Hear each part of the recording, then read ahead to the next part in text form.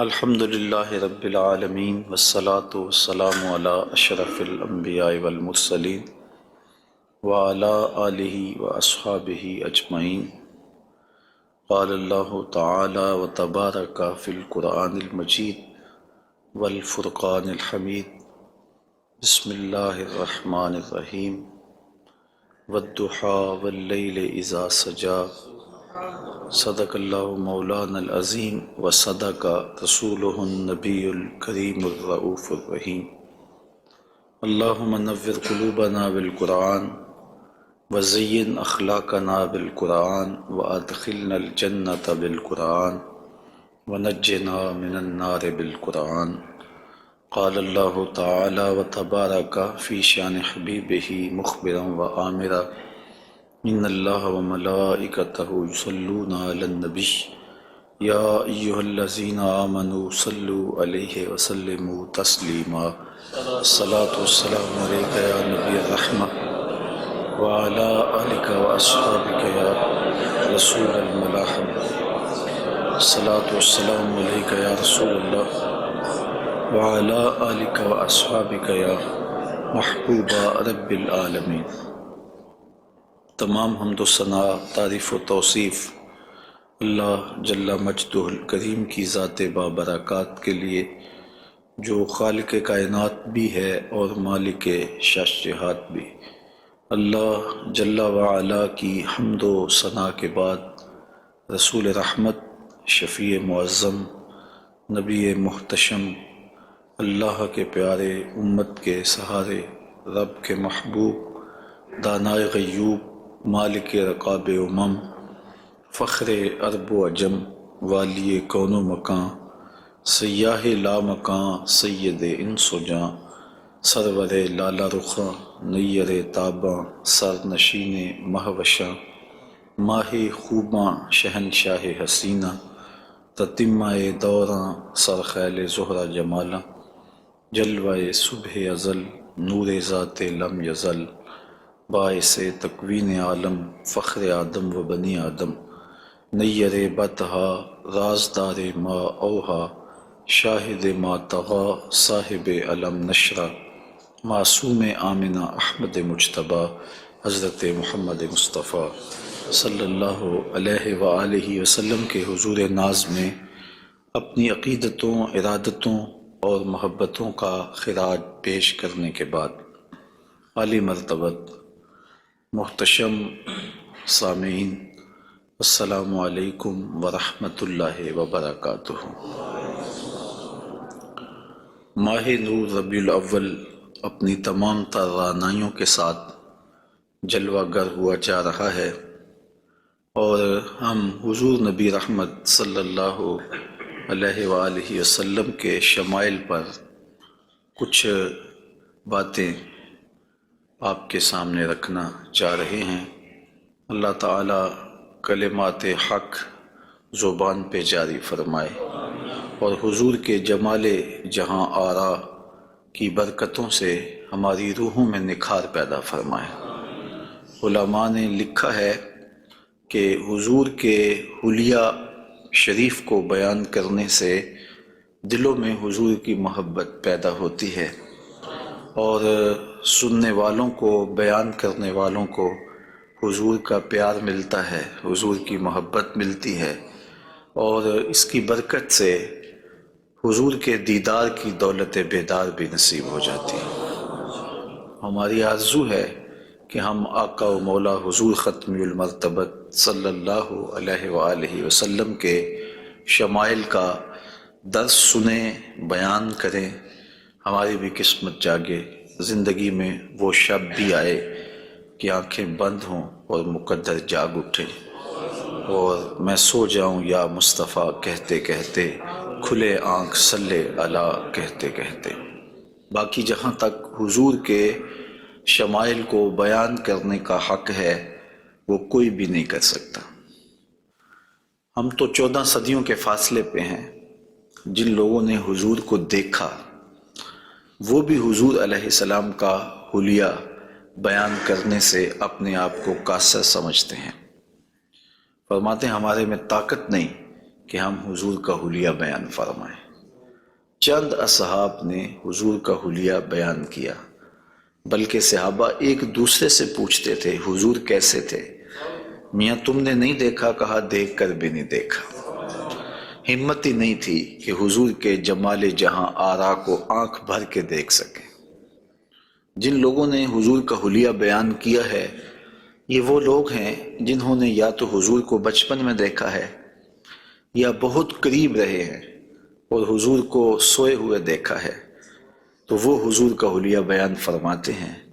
حضرت حسان بن ثابت رضی اللہ تعالی عنہ حضور کا حلیہ بیان فرماتے ہیں، کہتے ہیں کہ میں جو حضور کے شمائل کو تمہارے سامنے رکھتا ہوں تو اس کی وجہ یہ ہے کہ مجھے حضور کو دیکھنے کا ایک طریقہ آ گیا تھا، اور وہ یہ کہ فلما نظرت الی انوارہ فودعت کفی علی عینی خوفا من ذہاب بصری، تو میں اپنی آنکھوں پہ انگلیاں رکھ کے انگلیوں کی اوٹ سے حضور کے چہرے کو دیکھتا تھا کہ حضور کے جلووں کی چمک سے میری آنکھوں کی بینائی نہ جاتی رہے۔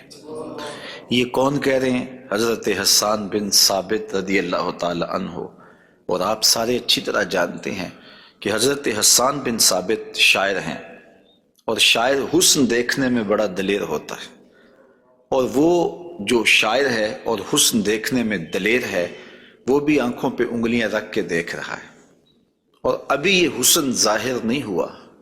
امام قرطبی علیہ رحمہ لکھتے ہیں کہ حضور نبی رحمت صلی اللہ علیہ وآلہ وسلم کا حسن ظاہر نہیں ہوا تھا، اور اگر جمال رسول صلی اللہ علیہ وآلہ وسلم کا ظہور ہو جاتا تو کوئی دیکھنے کی تاب ہی نہ رکھتا۔ حضور کے جمال جہاں آرا پر 70,000 بشریت کے پردے رکھے گئے، لیکن اس چھپے ہوئے حسن کو بھی دیکھنے کی تاب نہیں ہے، اور اگر یہ حسن بے نقاب ہوتا تو کیا ہوتا؟ یہی بہتر ہے کہ وہ پردے میں روح پوش رہے، وہ اگر پردہ اٹھا دے تو کسے ہوش رہے۔ حضرت شاہ ولی اللہ محدث دہلوی علیہ رحمہ نے اپنے والد حضرت شاہ عبد الرحیم محدث دہلوی علیہ رحمہ سے روایت کیا ہے کہ میرے والد شاہ عبد الرحیم خواب میں حضور کی زیارت کی، اور یہ بات آپ اچھی طرح جانتے ہیں کہ جس نے حضور کو خواب میں دیکھا اس نے حضور کو ہی دیکھا۔ شیطان خواب میں آ کر بھی حضور کی مثل ہونے کا دعویٰ نہیں کر سکتا۔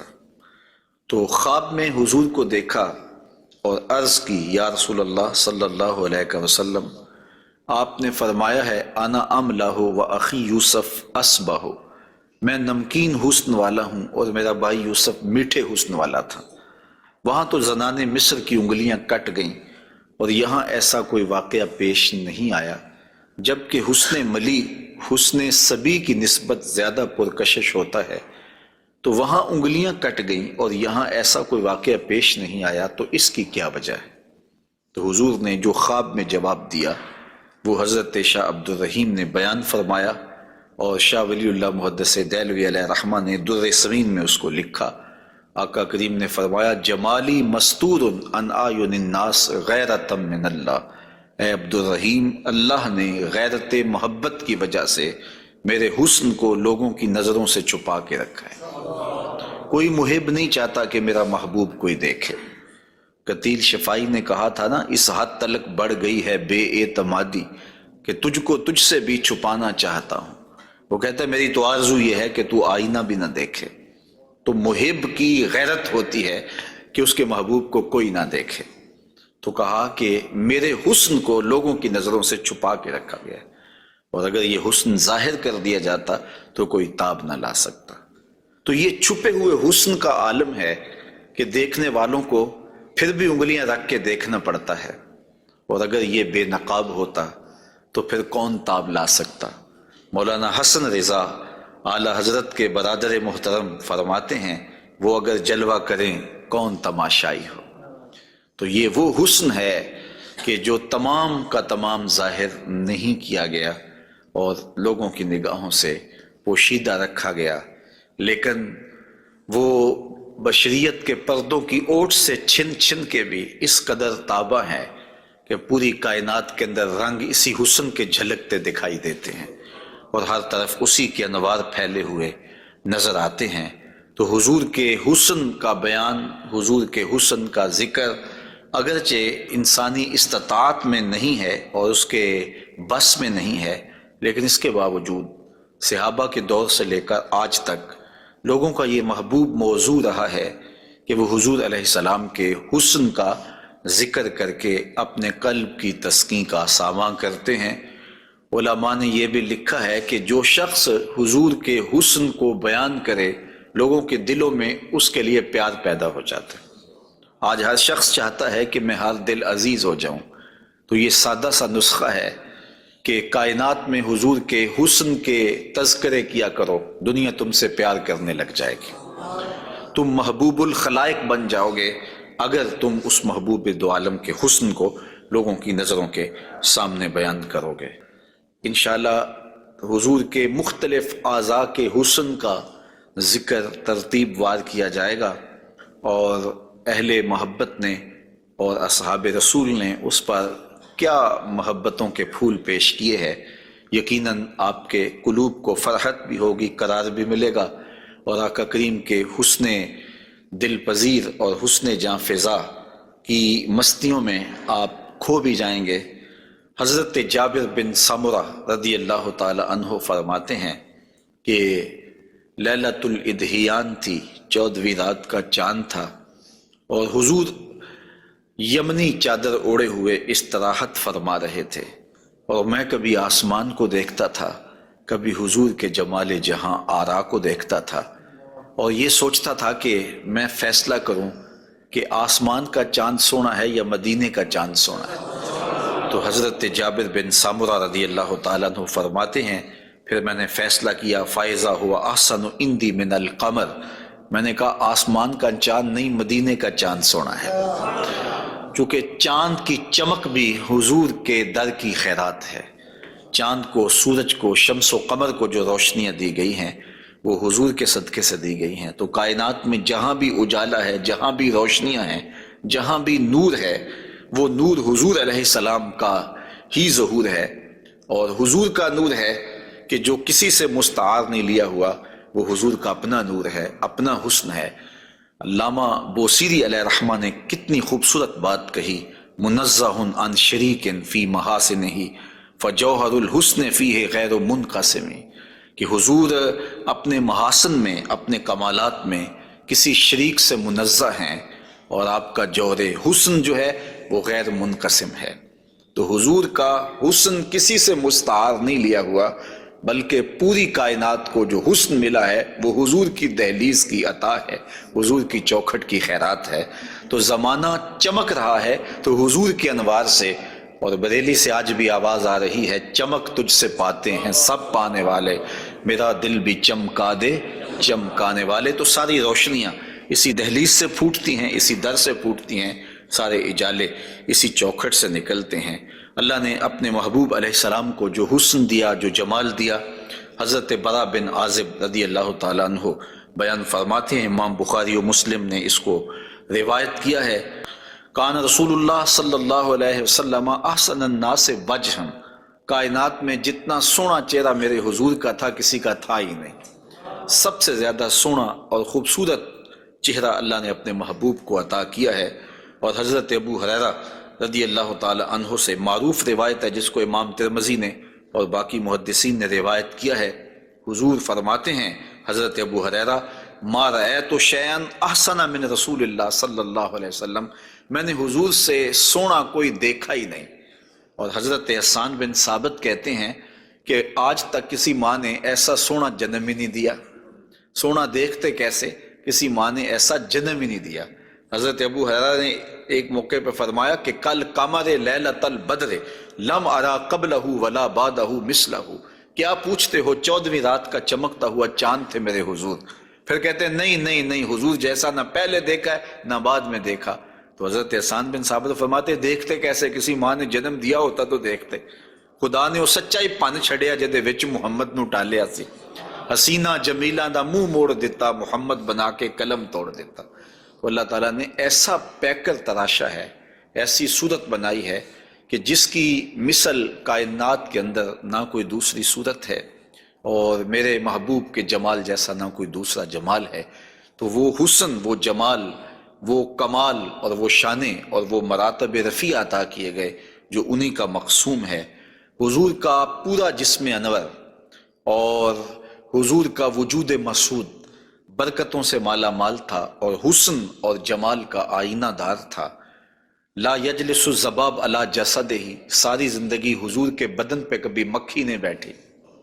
آقا کریم علیہ السلام کے بدن پہ کبھی میل نہیں آیا، حضور کی آنکھوں کے اندر کبھی میل نہیں آیا، حضور کو ساری زندگی بلغم نہیں آئی۔ آقا کریم کی مبارک بغلیں بے بال تھیں اور بالکل باقی جلد کی طرح سفید تھیں۔ حضور علیہ السلام کا لعاب شہد سے زیادہ میٹھا تھا اور کستوری سے زیادہ خوشبودار تھا۔ حضور کے فضلات مبارکہ جو ہے وہ امت کے حق میں پاک ہیں، اور جہاں حضور علیہ السلام قضائے حاجت کے لیے جاتے تو وہاں بعد میں جا کے دیکھا جاتا تو کوئی چیز نظر نہ آتی سوائے کستوری کی خوشبو کے۔ تو آقا کریم علیہ السلام کو کبھی جمائی نہیں آئی، کبھی حالت نیند میں حضور نبی رحمت صلی اللہ علیہ وآلہ وسلم ناپاک نہیں ہوئے، حضور نبی رحمت صلی اللہ علیہ وسلم پر کوئی نجاست نہیں آئی، اور آقا کریم کے بدن کا سایہ بھی نہیں تھا تاکہ زمین کے اوپر حضور کا سایہ نہ گرے۔ کائنات میں ایسا کون ہو سکتا ہے جیسا آمنہ کا لال تھا؟ تو وہ حسن دیا گیا، وہ جمال دیا، جس پہلو سے دیکھو حضور بے مثال نظر آتے ہیں اور بے مثل نظر آتے ہیں۔ آئیے ہم حضور نبی رحمت صلی اللہ علیہ وآلہ وسلم کے جسم کے حوالے سے پہلے کچھ بات کریں اور پھر حضور کے اعضاء کی طرف چلتے ہیں۔ حضور کا مبارک جسم بے سایہ تھا، اور یہ سایہ نہ چاند کی چاندنی میں دکھائی دیتا تھا اور نہ سورج کی روشنی میں پڑتا تھا۔ حضرت ذکوان رضی اللہ تعالی عنہ روایت کرتے ہیں، فرماتے ہیں کہ ان رسول اللہ صلی اللہ علیہ وسلم لم یکن یرا لہ ظل فی شمس ولا قمر، حضور کا سایہ نہ سورج کی روشنی میں ہوتا تھا اور نہ چاند کی چاندنی میں ہوتا تھا۔ اور حضرت عثمان رضی اللہ تعالی عنہ خلیفہ ثالث رضی اللہ تعالی عنہ اس کی وجہ بیان فرماتے ہیں کہ حضور کا سایہ کیوں نہیں تھا۔ فرماتے ہیں ان اللہ ما اوقع ظلک علی الارض لئلا یدع انسان قدمہ علی ذلک الظل، اللہ تعالیٰ نے محبوب کا سایہ زمین پہ اس لیے نہیں پڑنے دیا کسی انسان کا قدم محبوب کے سائے پہ نہ آ جائے۔ اللہ اکبر۔ لیکن حضرت شیخ احمد مجدد الفسانی علیہ رحمہ نے ایک بڑی خوبصورت بات کہی، اور ہمارے لیے وہ بڑی ٹھنڈک اور بڑی تسکین کا ساماں ہے۔ وہ فرماتے ہیں کہ اورا صلی اللہ علیہ وسلم سایہ نبود، آقا کریم علیہ السلام کا سایہ نہیں تھا۔ در عالم شہادت، اس عالم شہادت میں حضور کا سایہ نہیں تھا، اور یہ بات ثابت ہے، اور تقریباً تمام مکاتیب فکر کے لوگ ایک دو مکتبہ فکر کے علاوہ باقی سارے اس بات کو تسلیم کرتے ہیں۔ رشید احمد گنگوہی نے بھی یہ بات لکھی ہے، امداد السلوک کے اندر یہ روایت موجود ہے کہ بتواتر ثابت شد کہ حضرت علی سایہ نہ داشتن۔ وہ کہتے ہیں کہ یہ بات تواتر کے ساتھ ثابت ہے کہ جناب صلی اللہ علیہ وسلم کا سایہ نہیں تھا۔ تو حضرت شیخ فرماتے ہیں کہ عالم شہادت میں حضور کا سایہ نہیں تھا۔ شیخ احمد مجدد الفسانی، کیوں سایہ نہیں تھا؟ فرماتے ہیں سایہ ہر شخص از شخص لطیف تر است، کسی چیز کا سایہ اس شے سے زیادہ لطیف ہوتا ہے، چون لطیف تر از وی صلی اللہ علیہ وآلہ وسلم در عالم نہ باشد پورا سایہ چے صورت دارد۔ جب حضور سے لطیف کائنات میں شے ہی کوئی نہیں ہے تو پھر سایہ کیا معنی رکھتا ہے؟ کائنات میں حضور سے لطیف ہے ہی کوئی چیز نہیں ہے، حضور کی مثل عالم امکان میں ممکن ہی نہیں ہے۔ اب مجھے یہ بتائیں کہ جس کا سایہ بھی نہیں تھا اس کا ثانی ہو سکتا ہے؟ تو یہ کون خاکے تراش رہے ہیں؟ کس کے خاکے تراش رہے ہیں؟ خاکے تو خاکیوں کے ہوتے ہیں۔ جو پیکر نور ہو، جس کا سایہ بھی نہیں ہے، اس کے خاکے کیسے ہو سکتے ہیں؟ تو حضور کی مثل تو بزم عالم میں ممکن ہی نہیں ہے۔ اقبال بھی بول پڑے رخ مصطفیٰ ہے وہ آئینہ، کہ اب اس سا دوسرا آئینہ نہ کسی کی بزم خیال میں نہ دکان آئینہ ساز میں، ممکن ہی نہیں ہے۔ خدا نے وہ سچا ہی پان چھڑیا جدے وچ محمد نو ڈالیا سے۔ تو آقا کریم علیہ السلام کا سایہ نہیں بنایا، اور کائنات کے اندر وہ بے مثل بھی ہیں، وہ بے مثال بھی ہیں۔ تو یارو جس کا سایہ بھی نہیں ہے اس کا ثانی کیسے ہو سکتا ہے؟ تو آقا کریم علیہ الصلوۃ والسلام کا مبارک قد انور، حضور کا جسم نور، اللہ تعالیٰ جل شانہ نے حضور کو قد رانا دیا ہوا۔ امیر خسرو نے کہا تھا نا، پری پیکر نگارے سرو قد لالا رخسارے، سراپا آفت دل بود شب جائے کہ من بودم، خدا خود میرے مجلس بود اندر لا مکان خسرو، محمد شم محفل بود شب جائے کہ من بودم۔ تو حضور کا قد انور، اللہ اکبر، اس کے بارے میں حضرت سیدنا علی المرتضیٰ رضی اللہ تعالی عنہ سے مروی روایت سنیے۔ فرماتے ہیں لم یکن بالطویل الممغت ولا بالکثیر المتردد وکان ربعۃ من القوم لم ارى قبلہ ولا بعدہ مثلہ۔ فرمایا کہ حضور علیہ السلام کا قد لمبا بھی نہیں تھا، حضور پست قامت بھی نہیں تھے، حضور درمیانی قد و قامت کے حامل تھے۔ پھر آگے کہتے ہیں نہیں حضور جیسا نہ پہلے دیکھا نہ بعد میں دیکھا۔ اور حضرت انس رضی اللہ تعالیٰ عنہ فرماتے ہیں کان رسول اللہ صلی اللہ علیہ وسلم لیس بالذاہب طولا وفوق الربا اذا جامع القوم غمرہم۔ فرماتے ہیں حضور پست قامت نہیں تھے، حضور درمیانی قد و قامت کے تھے۔ پھر کہتے ہیں نہیں، درمیانی قد و قامت سے بھی اٹھتا ہوا حضور کا قد تھا، یعنی قد اتنا لمبا نہیں تھا کہ بہت لمبا قد بھی اچھا نہیں لگتا اور پست قامتی بھی عیب ہے، تو درمیانہ قد ہونا یہ حسن ہے، لیکن درمیانے سے بھی کچھ اٹھتا ہوا یہ مزید حسن ہے، اور یہ اللہ نے اپنے محبوب کو قد دیا تھا۔ لیکن اس کے ساتھ یہ شان تھی کہ لمبے لمبے قد والے لوگ موجود ہوتے اور حضور بھی ان میں موجود ہوتے۔ اذا جامع القوم غمرہم، جب حضور تشریف فرما ہوتے تو حضور سب سے اونچے دکھائی دیتے، قد درمیانہ تھا لیکن دکھائی اونچے دیتے۔ علماء نے اس کی تشریح میں لکھا ہے کہ حضور علیہ الصلوۃ والسلام کا یہ معجزہ تھا، یہ شان تھی، یہ نبوی وجاہت تھی کہ حضور سب سے اونچے دکھائی دیتے تھے۔ ام معبد جو حضور کا حلیہ بیان کرتی ہیں، اور انشاءاللہ ان سے مروی روایت اور ان کا تفصیلی واقعہ ہم آگے چل کے بیان بھی کریں گے، تو وہ حضور کے قد پر کہتی ہیں غصن بین غصنین، دو شاخوں کے درمیان اٹھتی ہوئی جیسے شاخ ہوتی ہے، اس طرح حضور کا قد رانا تھا۔ تو آقا کریم علیہ السلام کا قد، اللہ اکبر۔ حضرت انس سے ایک اور روایت سن لیجئے، وہ فرماتے ہیں کان رسول اللہ صلی اللہ علیہ وآلہ وسلم احسن الناس قواما و احسن الناس وجہا۔ کہتے ہیں جیسی قد و قامت میرے حضور کی تھی، کائنات میں اتنا سونا قد کسی کا نہیں، اور جتنا سونا چہرہ میرے حضور کا تھا ایسا سونا چہرہ کسی کا نہیں ہے۔ قد بھی سونا اور چہرہ بھی سونا، اور زمانے میں اتنا سونا رب نے کوئی پیدا ہی نہیں کیا، چونکہ سب سے حسین سب سے جمیل اپنے محبوب کو بنایا۔ لکھاں آئے لوگ زمانے تے محبوب خدا جیا کوئی نہیں، لکھاں سونے بن بن بیندے نے اودی خاکے پا جیا کوئی نہیں۔ جو حسن انہیں دیا، جو جمال انہیں دیا، وہ انہی کی خوبی ہے۔ حضور نبی رحمت صلی اللہ علیہ وآلہ وسلم کے قدموں کے حسن کا ذکر کرتے ہیں۔ حضرت نبی رحمت صلی اللہ علیہ وآلہ وسلم کے مبارک قدموں کی جو ہتھیلیاں تھیں وہ پرگوشت تھیں، اور انگلیاں قوی بھی تھیں، مضبوط تھیں اور خوشنما تھیں، اور مبارک تلوے گہرے تھے اور صاف تھے، نرم تھے اور چکنے تھے۔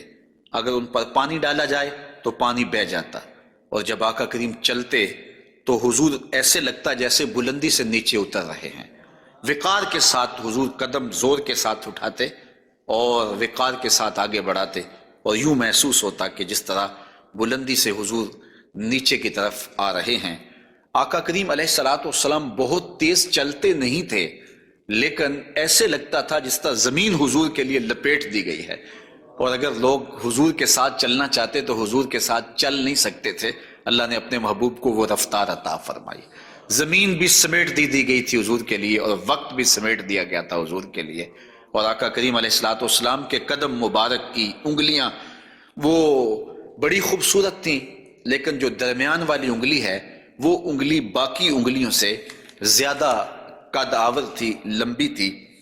آئیے ذرا اس انگلی کا حال حضرت میمونہ بنت کردم رضی اللہ تعالی عنہا سے سنیے۔ یہ ایک صحابیہ ہیں جو اپنے والد گرامی کے ساتھ حضور کی خدمت میں حاضر ہوئیں۔ تو ان کے والد گرامی نے حضور سے کوئی بات پوچھی، اور آقا کریم اس وقت ناقہ کے اوپر، اونٹنی کے اوپر سوار تھے، تو ان کا جی چاہا کہ میں حضور کا دیدار کروں، لیکن حضور کے چہرے کی وجاہت نے ان کو حضور علیہ السلام کے چہرے کی جانب آنکھ بھر کے دیکھنے نہ دیا، تو کہا اب آئی ہوں تو حضور کے مبارک پاؤں کو دیکھنے لگی۔ تو حضرت میمونہ بنت کردم فرماتی ہیں فما نسیتو فی ما نسیتو طول اصبع قدمہ السبابہ علی سائر اصابہ، کہا مدت ہو گئی ہے میں نے حضور علیہ السلام کو دیکھا تھا، اور حضور کے مبارک پاؤں کی انگلیوں میں سے جو درمیان والی انگلی ہے، اس انگلی کا جو قد باقی انگلیوں سے تھوڑا سا لمبا تھا، آج تک میری آنکھوں سے وہ حسن نہیں ہٹتا ہے، وہ حسن ہی زائل نہیں ہوتا ہے۔ اب تک میری نگاہوں میں وہی جلوے ہیں کہ حضور علیہ السلام کی انگلی جو ہے وہ باقی انگلیوں کی نسبت جو ہے وہ زیادہ درمیان والی انگشت سبابہ جو تھی وہ زیادہ لمبائی میں تھی۔ تو حضرت میمونہ بنت کردم ابھی تک اس انگلی کے حسن میں کھوئی ہوئی ہیں۔ مجھے بتاؤ جس کی انگلی، پاؤں کی انگلی اتنی حسین ہے، اس کی آنکھیں کتنی حسین ہوں گی۔ وہ کیا کسی نے کہا نا کہ قدموں میں جبیں کو رہنے دو، چہرے کا تصور مشکل ہے۔ قدموں پہ جبیں کو رہنے دو، چہرے کا تصور مشکل ہے، جب چاند سے بڑھ کر ایڑی ہے رخسار کا عالم کیا ہوگا۔ یہ تو انگلی کا حسن ہے کہ میمونہ بنت کردم ساری زندگی یہی اثاثہ ہے، لوگوں کو بتاتی ہیں کہ لوگوں میں نے حضور کی انگلی دیکھی ہوئی ہے۔ تو جس نے حضور کے قدم انور کی انگلی کی زیارت کی ہے وہ تو ناز کرے، اور پھر اس عائشہ صدیقہ محبوب کائنات کی قسمت پہ ناز نہ کریں جن کی آغوش میں حضور کا سر انور ہوتا تھا۔ تو حضرت میمونہ بنت کردم رضی اللہ تعالی عنہ فرماتی ہیں کہ میں ابھی تک اس انگلی کے جمال کو بھول نہیں پائی۔ آقا کریم علیہ السلام کے قدموں کے بارے میں آتا ہے کہ کان رسول اللہ صلی اللہ علیہ وسلم احسن البشر قدما، کائنات میں جتنے سونے قدم میرے حضور کے تھے اتنے سونے قدم بھی کسی کے نہیں تھے۔ حضرت انس اور حضرت ابو ہریرہ اور ہند بن ابی حالہ رضی اللہ تعالیٰ عنہ حضور کے قدموں کے بارے میں شسن القدمین، اور حضرت امام ترمذی نے مسیح القدمین کے لفظ بولے ہیں کہ نرم آپ کے قدم تھے، اور آپ کے قدم جو ہے وہ چمکدار تھے، روشن تھے، آپ کے قدم پرگوشت تھے، اور آپ کے مبارک پاؤں خوبصورت تھے۔ اور تلوے جو تھے اس کے بارے میں دو روایات ہیں، ایک روایت یہ ہے کہ اخمسان، اور ایک روایت کے اندر لفظ ہیں لیس لہا اخمس، کہ جو تلوے ہیں وہ درمیان سے جو ہیں وہ پرگوشت تھے، اور ایک ہے کہ درمیان سے پرگوشت نہیں تھے۔ تو یہ دو روایات کی تطبیق کیسے ہوگی؟ بعض نے کہا کہ حضور کے مبارک تلوے جو تھے وہ درمیان سے پرگوشت نہیں تھے، اور بعض نے کہا کہ بالکل درمیان سے پرگوشت ہی تھے اور بالکل سیدھے تھے۔ علماء نے کہا کہ درمیان سے خلا تو تھا، لیکن جب حضور قدم رکھتے تھے تو آقا کریم علیہ السلام قدم جو ہے وہ پوری طرح جماؤ کر کے رکھتے تھے، اور جب وہ نقش بنتا تھا تو وہ نقش پورا بنتا تھا۔ اور یہاں محدثین نے کمال کر دی، کہا رب نے یہ نہیں چاہا کہ میرے محبوب کے تلووں کا نقش ناتمام بنے، نقش پورا بنتا تھا۔ تو جنہوں نے نقش کو دیکھ کر تلووں کا اندازہ لگایا انہوں نے کہا کہ نہیں، وہ تلوے بالکل برابر تھے اس لیے کہ نقش پورا بنتا تھا، اور جنہوں کو تلوے دیکھنے کی سعادت نصیب ہو گئی تو انہوں نے کہا نہیں، ہم نے دیکھے ہیں کہ جو ہے وہ درمیان میں جو ہے وہ کم گوشت تھا اور اطراف میں گوشت زیادہ تھا۔ تو صحابہ نے حضور کے تلووں کے بارے میں یہ رائے بیان فرمائی ہے۔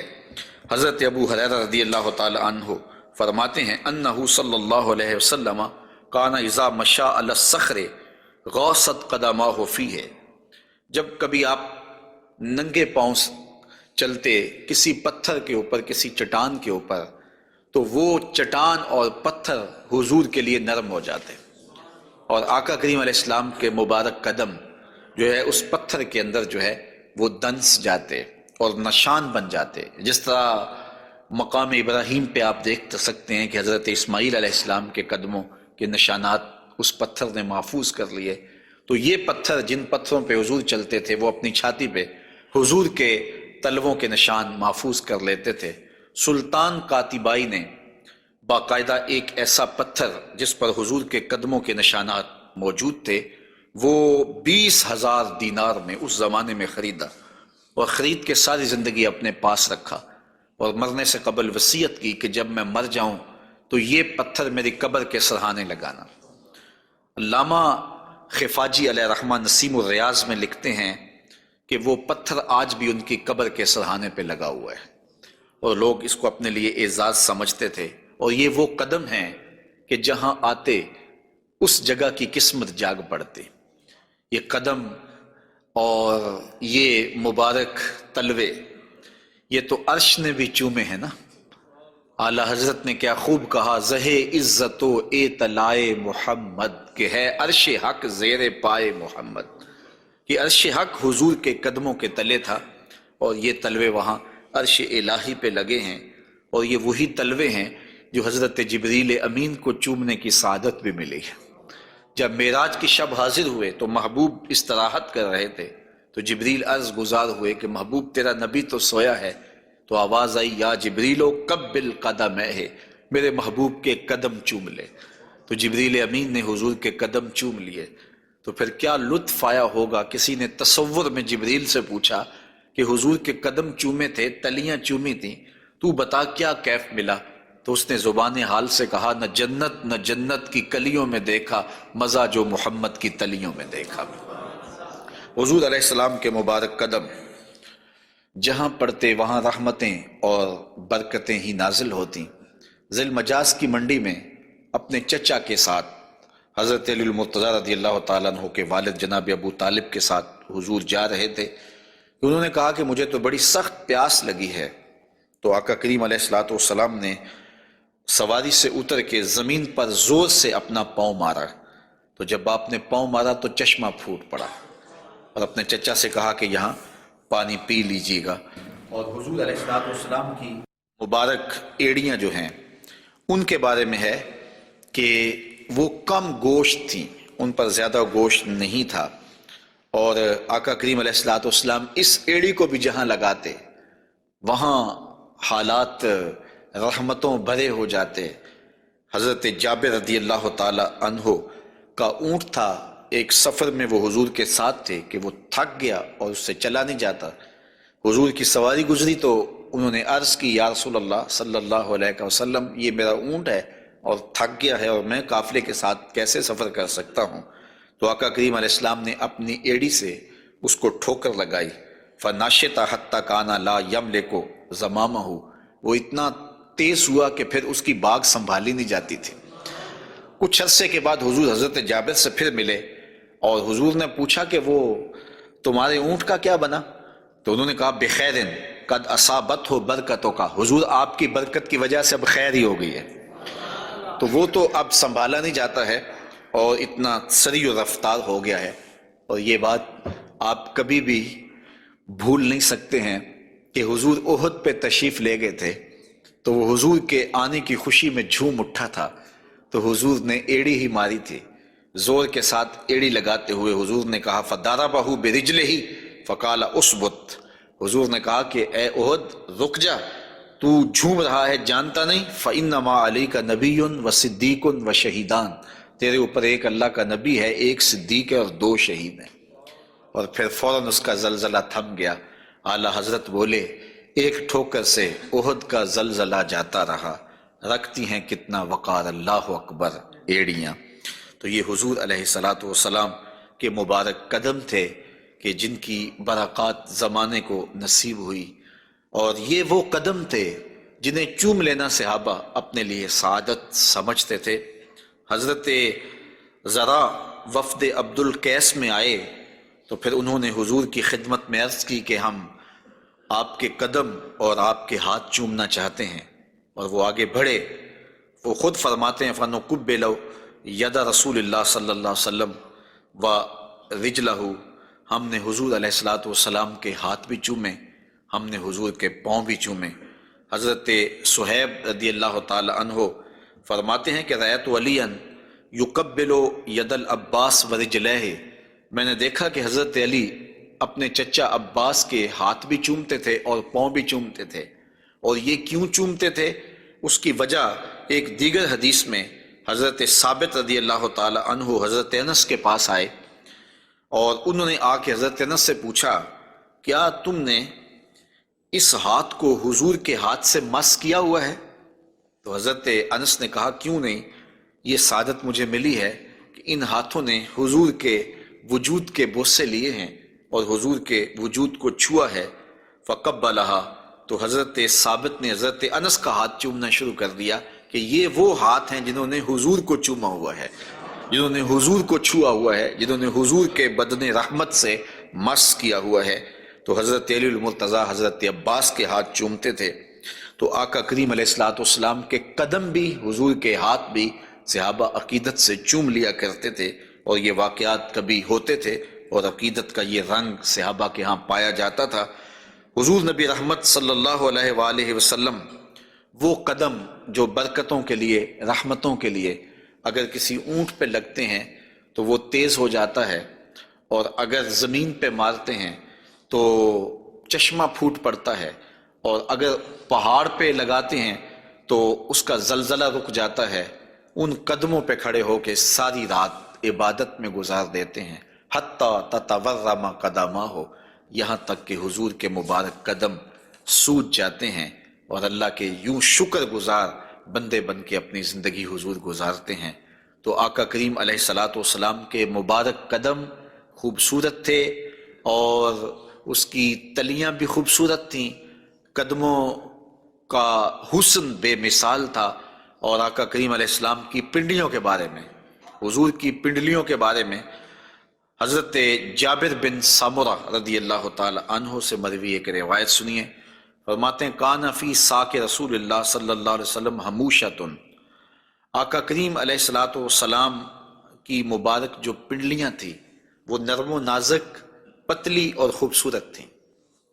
اور آقا کریم کی پنڈلیوں کے بارے میں سراقہ بن مالک رضی اللہ تعالی عنہ نے جو کہا ہے وہ بڑی خوبصورت بات کہی ہے۔ آپ سمجھتے ہیں، آپ جانتے ہیں کہ جب حضور مکے سے ہجرت فرما کے مدینہ تشریف لے گئے تو 100 سرخ اونٹ انعام حضور کی گرفتاری کے لیے رکھا گیا۔ تو سراقہ بن مالک بھی حضور کو گرفتار کرنے کے لیے حضور کا پتہ اور حضور کی تلاش میں نکلا تھا اور حضور کو ڈھونڈ رہا تھا۔ خیر ایک مقام پہ حضور علیہ السلام سے ملاقات ہو گئی، تو یہ اپنے اس برے ارادے سے حضور کی طرف بڑھا تو اس کا اونٹ جو ہے وہ گھٹنوں تک زمین میں دنس گیا۔ اس نے معذرت کی، حضور نے دعا دی، وہ اونٹ باہر نکل آیا تو اس کی پھر نیت بدل گئی، تو پھر دوبارہ اونٹ جو ہے وہ گھٹنوں تک دنس گیا۔ خیر اس نے دوبارہ معذرت کی اور حضور سے کہا کہ آپ مجھے امان نامہ لکھ کے دیں۔ تو حضور نے ان کو امان نامہ دے دیا اور فرمایا کہ تو مجھے گرفتار کرنے کے در پے ہے اور میں تیرے ہاتھوں میں کسرا کے کنگن دیکھ رہا ہوں۔ تو یہ واپس پلٹ آئے، تو انہوں نے اس وقت حضور علیہ السلام کو دیکھا، تو یہ حضور کے حسن کا اور حضور کی پنڈلیوں کا ذکر کرتے ہیں، چونکہ حضور سواری پہ تھے اور حضور کی پنڈلیاں انہیں دکھائی دی۔ تو حضرت سراقہ بن مالک کہتے ہیں کہ فلما دنوت منہ، جب میں حضور کے نیڑے ہوا اس نیت سے کہ میں حضور کو گرفتار کروں، وہو علی ناقتہ، تو حضور اپنی اونٹنی کے اوپر سوار ہیں۔ تو پھر کیا ہوا؟ تو جعلت انظر الی ساقہ، تو میں حضور کی پنڈلیوں کو دیکھنے لگا۔ ایسا جعلت انظر، میں دیکھنے لگا، میری نظر جم گئی حضور کی مبارک پنڈلی پر۔ وہ کس طرح کہ اتنی خوبصورت تھی، کہتے ہیں کأنہا جمارہ، پنڈلی ایسے تھی جس طرح جمارہ ہوتا ہے۔ آپ نے کبھی دیکھا ہو کھجور کا درخت، تو کھجور کے درخت سے نیچے شاخیں پھوٹتی ہیں، تو جب نئی شاخ نکلتی ہے تو وہ اتنی خوبصورت ہوتی ہے اور اتنی نرم اور نازک اور گداز ہوتی ہے کہ اس کو چھو لینے کو جی چاہتا ہے۔ تو اس شاخ کو عربی میں جمارہ کہتے ہیں۔ تو وہ کہتے ہیں میں حضور کی پنڈلیوں کا کیا بتاؤں، جس طرح وہ کھجور کی تازہ شاخ نکلتی ہے جس کو دیکھنے سے جی نہیں رجتا، حضور کی پنڈلیاں جمارہ کی طرح تھیں۔ تو یہ انہوں نے ایک اپنے محاورے کے مطابق مثال دی، ورنہ حضور علیہ السلام کی پنڈلیوں کے لیے کوئی لفظ ہی نہیں ہے جو اللہ نے اپنے محبوب کو پنڈلیوں کا حسن دیا۔ اچھا، حضور کی پنڈلیوں کے بارے میں سنو میرے امام اعلی حضرت نے کیا کہا، کمال کر دی۔ ساک اصل قدم شاخ نخل کرم، اعلی حضرت فرماتے ہیں ساک اصل قدم، جو پنڈلی ہے، جو قدم کی اصل ہے، شاخ نخل کرم، جو کرم کی کھجور ہے، یہ اس کی شاخ ہے۔ اللہ اکبر، شم راہ اصابت پہ لاکھوں سلام۔ تو حضور علیہ الصلوۃ والسلام کو اللہ تعالیٰ نے پر نور، پتلی اور جو ہے وہ گوری رنگت کی اور لطیف اور خوبصورت پنڈلیوں سے نوازا تھا۔ اور حضور کے زانوئے منور کے بارے میں حضرت علی المرتضیٰ رضی اللہ تعالیٰ عنہ فرماتے ہیں دخم الکرادیس، رسول کریم صلی اللہ علیہ وآلہ وسلم کے مبارک زانوئے نور کے بارے میں دخم الکرادیس کے لفظ بھی ہیں، اور دوسری روایت مروی ہے سعد ابن ابی شیبہ سے، اس میں لفظ ہیں کان رسول اللہ صلی اللہ علیہ وسلم جلیل المشاش، آقا کریم علیہ الصلوۃ والسلام کے زانو مبارک مضبوط تھے، پرگوشت تھے اور خوبصورت تھے۔ اور اعلیٰ حضرت یہاں بھی اپنی محبت کا اظہار کیے بغیر نہیں رہ سکے، فرماتے ہیں انبیاء طے کریں زانو ان کے حضور، انبیاء طے کریں زانو ان کے حضور، زانوؤں کی وجاہت پہ لاکھوں سلام۔ یہ وہ زانو ہے جہاں نبی بھی زانو طے کریں، یہ وہ شان ہے ان زانوؤں کی۔ حضور نبی رحمت صلی اللہ علیہ وآلہ وسلم کے مبارک قد انور کے فضائل بھی آپ نے سنے، حضور نبی رحمت صلی اللہ علیہ وآلہ وسلم کی پنڈلیوں کا تذکرہ بھی سنا، حضور کے پائے نور کی باتیں بھی آپ نے سنی، اور اب آقا کریم علیہ الصلوۃ والسلام کے بطن اقدس اور حضور علیہ الصلوۃ والسلام کے پہلوؤں کا ذکر آپ کے سامنے کیا جاتا ہے۔ لیکن اگر